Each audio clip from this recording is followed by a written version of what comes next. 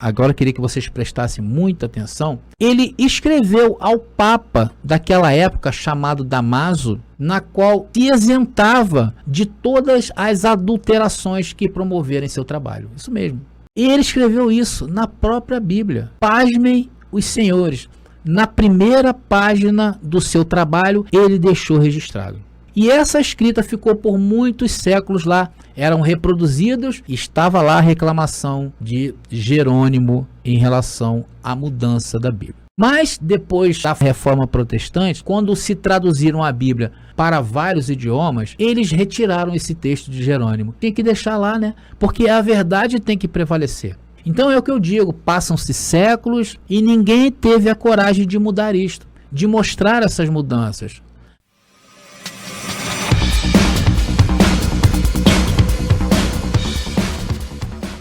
Agora estamos nós aqui hoje, mostrando a verdade por trás desse livro. Por essa razão, sempre estou falando que precisamos jogar fora as doutrinas que nos foi ensinada, principalmente as que se referem à salvação, pecado, o mal, diabo, inferno, livre-arbítrio.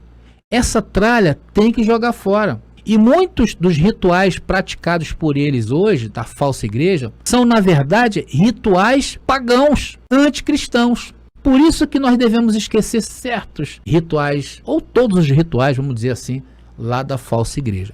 Mas vamos prosseguindo aqui no nosso entendimento. O fato é que esses homens apagaram esse texto, né? Os homens apagaram o texto lá que Jerônimo deixou. Porém, queridos, existe uma Bíblia muito antiga, chamada Bíblia de Gutenberg, datada de 1554. Vocês já ouviram falar na Bíblia de Gutenberg? Olha, lá está escrita essa carta de Jerônimo endereçada ao Papa Damaso. Agora acompanhe comigo essa cartinha que Jerônimo mandou para o Papa. Vamos lá. Foi logo lá no início onde ele fez essa mudança. Jerônimo ao Beato Papa Damaso, obriga-me a fazer obra nova de uma antiga, assim que depois de já espalhadas cópias da escritura por todo o mundo, me vejo na contingência de tomar assento, feito um árbitro, e dado que as cópias variam entre si. Então o Jerônimo está dizendo, olha Papa, já existe muitas cópias da escritura por todo mundo. O que eu estou fazendo aqui não está certo. Então eu me vejo na obrigação de deixar isso claro no meu trabalho. Aí ele depois completa ali. E dado que as cópias variam entre si, decidir quais são as que se encontram em consonância com a verdade do texto grego, trabalho que me é imposto pela piedade filial para contigo. Mas para que não deixe de ser uma perigosa presunção, a de que ajuize dos outros justamente aquele que deveria ser todo julgado, a de mudar as palavras bíblicas a que já se acostumou a língua do ancião. É forçar um mundo já entrado em anos a retornar aos rudimentos próprios da infância. Parece que ele está usando um verso de Paulo, né, em Coríntios, né? Depois ele vai e completa. Pois qual será o douto ou igualmente o indouto, que havendo tomado nas mãos o volume e percebido que o que aí vai lendo é de sabor diferente daquele a que uma vez se habituou para sempre, não há de prorromper em imediato protesto, gritando que eu, Paussário, sou um sacrilego, cuja ousadia chega ao ponto de, em livros tradicionais, fazer acréscimos, mudanças, correções. Como a compensação à acrimônia que assim me atinge, dois motivos tenho de consolo. Por um lado, que a ordem de execução desse trabalho vem de ti, que és sumo sacerdote, e por outro, que são os próprios maldizentes a dar testemunho confirmatório que aquilo que varia não é verdadeiro. Pois se é ao teor dos textos latinos que se deve prestar fé, diga-nos então a qual deles são quase tantos quanto os próprios códices. Se ao contrário é para procurar a verdade, eruindo-a da comparação, demais exemplares, então por que não remontamos ao original grego e corrigimos aquilo que no latim foi em má forma posto em circulação por tradutores sem correção ou emendado. Para pior dos palpiteiros incompetentes, ou aditado, ou trocado por copistas sonolentos. Veja que carta bomba que Jerônimo escreveu na Bíblia. Diante de tudo isso que temos visto, sou forçado a afirmar que a Escritura Sagrada encontra-se adulterada, tanto nos manuscritos gregos, quanto nas traduções que lhe foram dadas depois de séculos. Então, queridos, os problemas relacionados a essas questões de mudança foram muitos. E eu vou abordar um, que é a Páscoa, que foi justamente a ceia de Páscoa. E onde a igreja, onde o sistema, onde a falsa igreja, ela tira a Santa Ceia do Senhor. Então, o problema já começa na questão de ordem cronológica, sendo que eu não vou abordar isso nessa mensagem, tá bom? Há um problema sério de ordem cronológica aí. Mas vamos à questão textual, tá, abençoados? Vamos na questão textual. Nas nossas Bíblias de hoje, eu já li, encontramos o seguinte texto em Lucas, capítulo 22, versículos 19 e 20. Eu não vou ler de novo, mas vai aparecer para vocês. Tem duas frases neste texto, que eu deixei em letras maiúsculas, que não se encontram em alguns codex bem antigos, que seriam as frases: fazei isto em memória de mim, e a outra é: este cálice é o Novo Testamento no meu sangue, que é derramado por vós. Agora, essas duas versões que eu vou falar para vocês, ela recebe um nome, porque esse códice, né, ou codex, ele está abrigado hoje na Catedral de Vercelli, ou Vercelli, né? Em italiano deve ser Vercelli, ou Vertete, ou Versetti, né, que 2L. Bom, é Vercelli, tá aí. Então, crê-se que é o mais antigo manuscrito dos evangelhos em latim. Na versão anterior à tradução de Jerônimo, da Vulgata Latina, esse texto aí, eu vou apresentar para vocês, ele foi antes da mudança que Jerônimo fez. Então vamos ver. Confira aí, abençoados, Lucas capítulo 22, versículo 19 ao 21.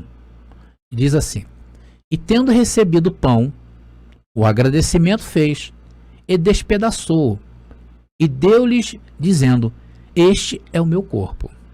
Próximo versículo. Todavia, eis a mão do meu traidor comigo sobre a mesa. Esse é o texto fiel desse codex. Agora vamos analisar o outro codex. Esse é o Codex Palatinus, do ano de 450. Esse codex hoje encontra-se na Biblioteca Nacional da Áustria, em Viena. Veja a sua redação do trecho que nós estamos analisando em questão.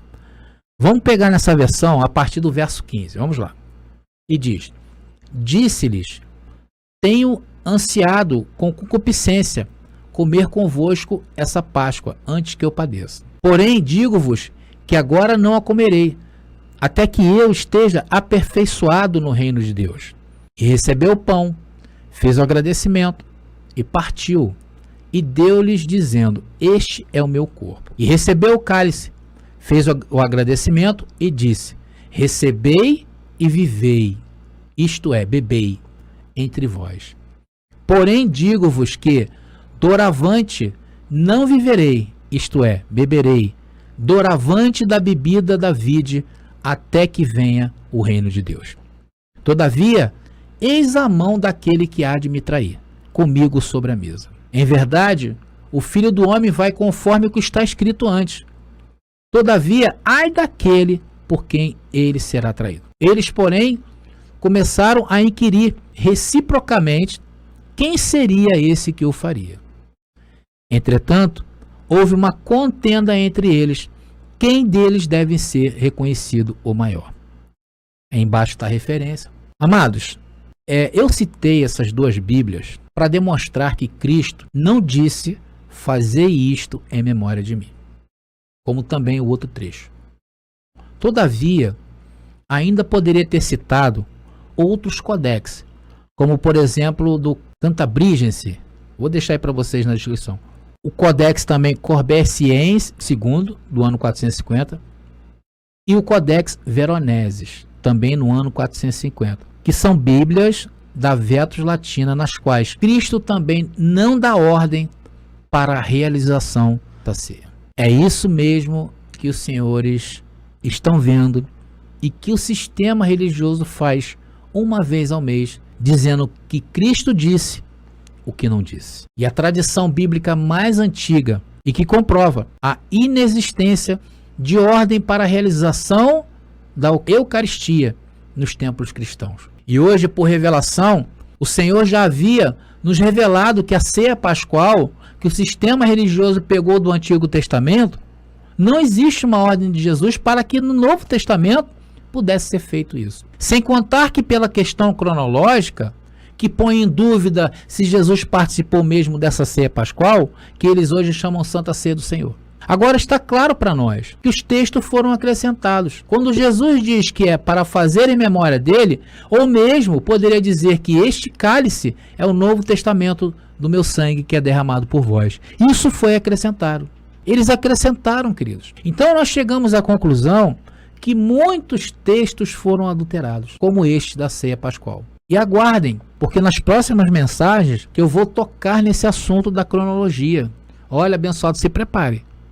Eu vou trazer mais luz ao nosso entendimento. E nós vimos nessa mensagem como foi sendo concebido esse livro, como foi sendo mudado, como ele foi sendo trabalhado. E tivemos algumas provas do que o próprio copista que trabalharam nele resolveram informar e deixar escrito essas mudanças. E isso foi feito por conveniência de seus líderes, dos líderes religiosos, que neste momento eles podem estar juntos lá alterando outros textos da Bíblia. E isso eles fazem para esconder a verdade, ou seja, para que ela nunca venha à tona. Porém hoje, os olhos iluminados, o Senhor está nos dando sabedoria para que através destas descobertas científicas, muito mais coisas venham a ser destapadas.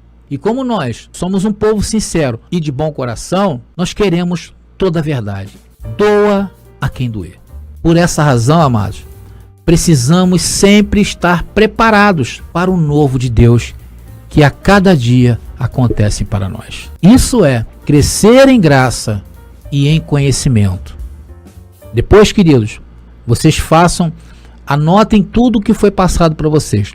Procurem saber se o que eu estou falando é verdade ou não. Ok, queridos? Graça e paz. E até a próxima mensagem. Já está disponível o livro As Doutrinas do Inferno e Suas Manipulações Dentro das Igrejas. Adquira hoje mesmo.